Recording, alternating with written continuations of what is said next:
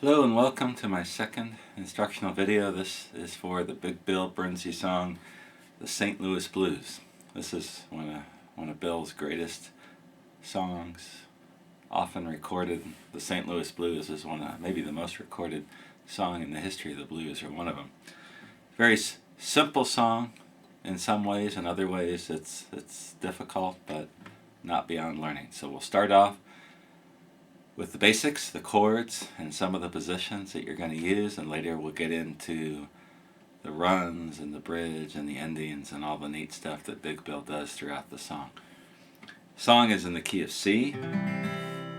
Once again, Big Bill Broonzy uses the monotonic bass, so he's going to be thumping on the bass strings for each of the chords. So as I show you the chords, I'm also going to show you the bass strings. So here's the C chord. You're going to be thumping on the 5th string, 3rd fret. That's your C note. You're going to play the F chord. And once again, you're going to have to wrap your thumb up here on the 1st fret of the 6th string. Catch the bass there as you thump through. He's also going to use G chord, G7th. And sometimes a G.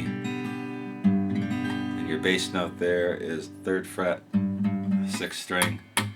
Remember, when you play the bass notes, when you thump the monotonic bass, make sure you mute the string with the palm of your hand. Just rest it very gently down here by the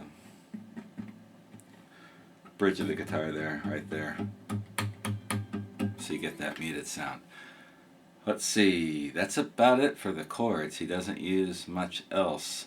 He does use kind of a strange G7th chord. This is one you hear in Robert Johnson's playing.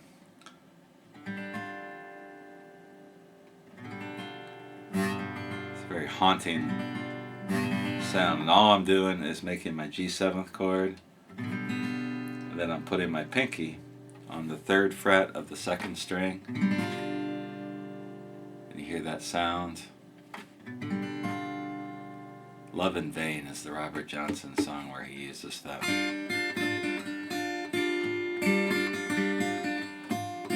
Something like that. Okay, now the melody, very simple.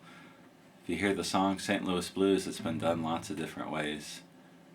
But my personal favorite version is maybe the Chuck Berry version of the song. But Big Bill's follows the traditional melody of the song. Starts out, that's how the song begins. So what he's doing is, this is out of the C chord, 4th fret of the 2nd string. He's bending it up. Then he's hitting the open string, 1st string open, 3rd fret of the 1st string, and the C chord.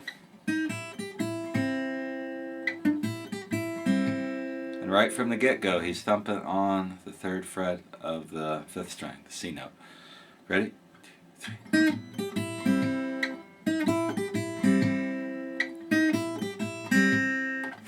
And that's how he leads into the song. This little lick here,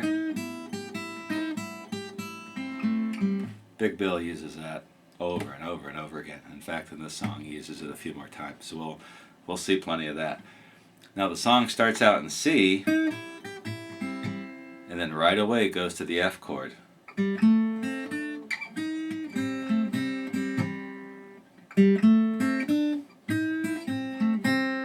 What he's doing, here's the F chord, is he's hammering down on the 2nd fret, 3rd string, and he's thumping the bass at the same time.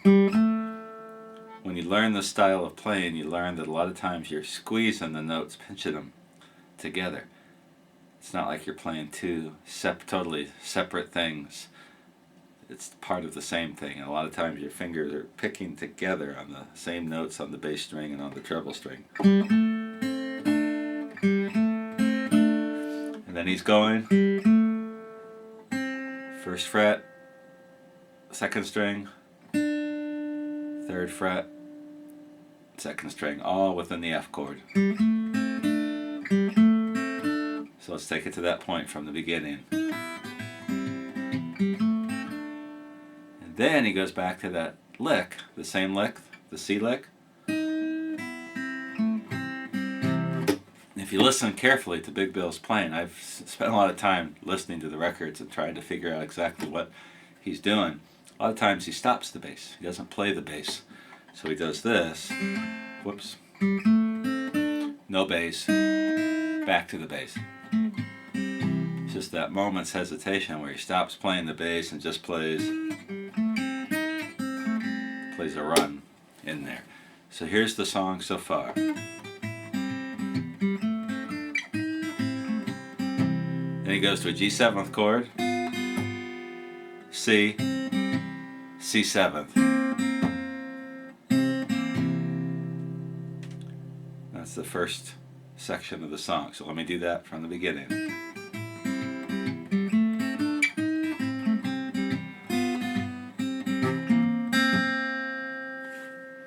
There you go. Then he goes back to the F. This time he's going to do a little bend. I call this the Big Bill bend.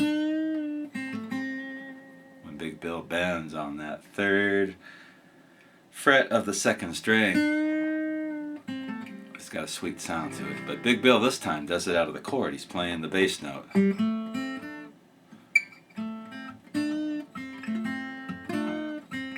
Something like that. So let me do it again.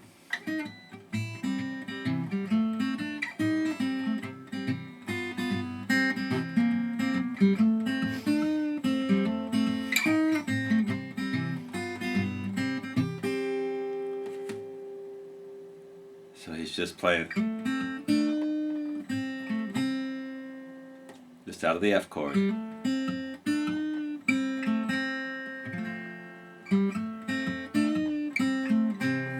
Back to the C chord. Now when he gets to the G, when he goes to the 5 chord, to wrap up the first verse, he does some cool stuff here. Out of the G chord, he's going to hammer down on the 3rd string, 3rd fret.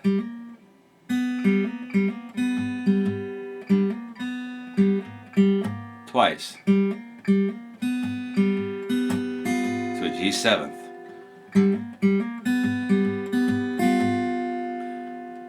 Blind Blake does a lot of that, hammering on that. Stuff like that. Play a lot of this stuff, you really gotta try to get good with your pinky. So you can use your pinky. So he's hammering with the G, or he's playing the bass note. To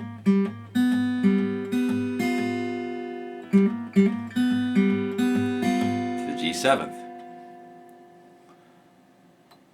Now he does a neat little run without the bass note. To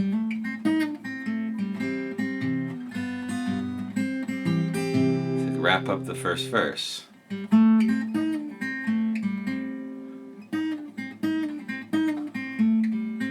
What he's doing, he's got his first finger on the 2nd fret, a 1st fret of the 2nd string, and then he's doing a quick little hammer-on pull-off with his pinky and his ring finger on the 4th fret and the 3rd fret of the 2nd string. It sounds like this.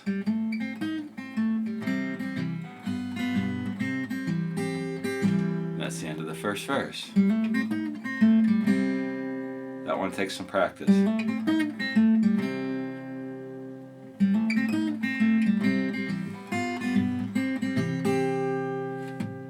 And that is the first verse of the St. Louis Blues. I'll play it through, all the way through one more time.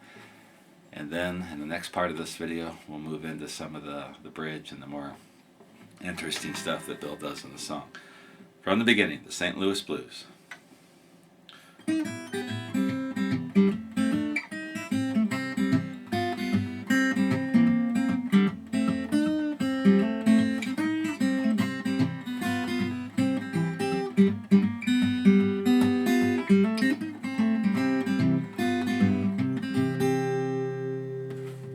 And that's the end of the first verse. See you in the next section.